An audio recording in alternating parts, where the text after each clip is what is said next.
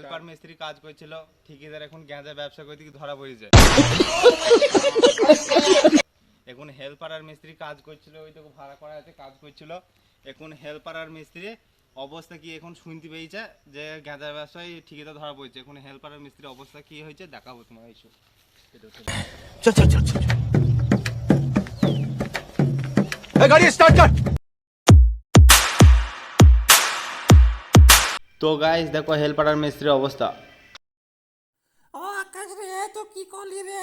আমি 1 সপ্তাহের পয়সা পাই রে, কে দেবে রে আকাশ?